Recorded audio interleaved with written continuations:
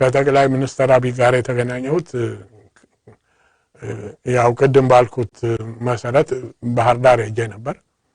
ከባህር ዳር ከተመለስኩ በኋላ ዶክተር አብይ ቢሮ እንደምፈለግ ተነግሮኝ ሄድኩኝ። ወደ 3 ሰዓት የሚጠጋ ጊዜ ሰጥተው ቤተ መንግስት ማለት ነው በሰፊው መንግስት ምክር ቤት ጠቅላይ ሚኒስትሩ ጽሕፈት ቤት እንደውም ሳገኛቸው እና ይሄንን ቦታ መቼም ታውቀዋለህ እንግዳ አይደለም በሚል ነው ንግግሩን የጀመሩት። በእርግጥም አውቀው ነበር። እንዲሁ ስለኔ ማንነት ትንሽ ገለጻ አደረኩኝ። እሳቸው በሰፊው ስለ የሚካሄደው ለውጥ ስለ እሳቸው ራዕይ ነው የገለጡልኝ። ለጠየኳቸው ጥያቄዎች ሁሉ አመርቂ የሆነ መልስ እየሰጡኝ አዝናንተው ነው ያነጋገሩኝ።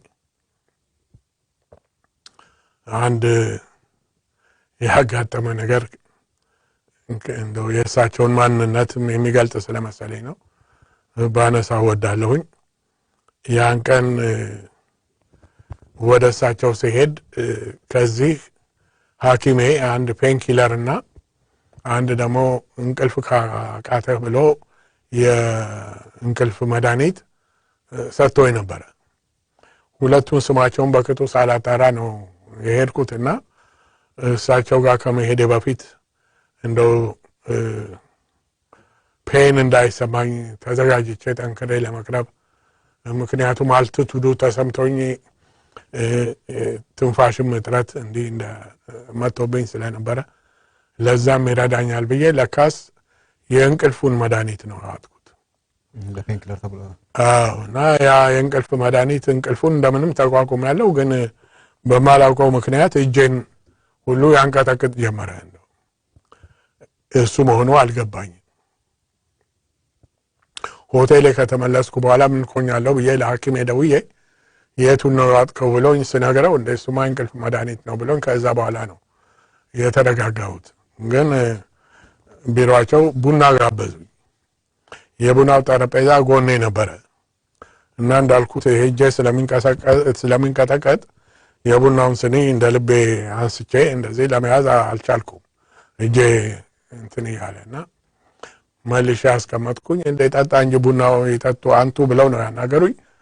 ይጠጡ እንጂ አይብረድ ሲሉኝ ያንን ቡና ጠጣለሁ ወዲህ ስዞር ቡናውን ደፋሁት እና እንደው በጣም ውስጤ ተጨነቀ። ግን እሳቸው ብድግ ብለው ቢሮአቸው ሄደው ቲሹ አምጥተው ጠረጴዛውን ይጠርጉ ጀመር። እንደ እኔ ልጥረግ ብዬ ለማገዝ ሞከርኩኝ። አይቻልም ብለው ራሳቸው አጽድተው ያጸዱበትን ቲሹ ወስደው ጥለው መጥተው ቁጭ ብለው ያንን ገለጣ ካቆሙበት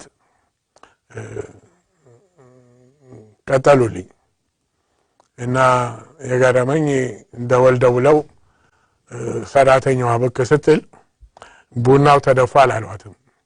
ቡናሽ ስለተወደደ ድገሚ ተብለሻል ነው አሏት። እና ድጋሚውን ቡና እንደምንም እየተንቀጠቀጠ ጠጥቻለሁኝ እና በጣም ከገመትኩት ለእሳቸው መቼም ትልቅ ፍቅር አድሮብኝ ነው የሄድኩት። የሚናገሩትን ሰምቼ ለእሳቸውም ነግራቸዋለሁ። እኔ ለእሳቸው አክብሮት ያደረብኝ እና በለውጡ ሂደት መተባበር ይገባኛል የሚል አቋም የወሰድኩት ገና የመጀመሪያ የአክሰፕታንስ ስፒቻቸውን ለፓርላማው ባዘጋጁበት ጊዜ ኢትዮጵያዊነትን ደፍረው እና አጉልተው በማውጣታቸው አሁን ልዩ ምዕራፍ ተከፈተ የሚል እምነት አድሮብኝ እንደነበረ በመግለጥ ነበር እና ያንን የሚያጠናክር ነው እንግዲህ የእሳቸው ገለጻ። እሳቸው እንግዲህ የሚያምኑት ፈጣሪ እንደሚጠብቃቸው ነው። ጊዜ ስለሌለ ብዙ ነገሮች በአጭር ጊዜ ለመፈጸም ጥረት እንደሚያደርጉ ነግረውኛል። ክርስቶስ እዚህ ዓለም ላይ እኮ 33 ዓመት ነው የኖረው። እኔ ፈጣሪ የሰጠኝን የፈቀደልኝን ያክል ነው የምኖረው።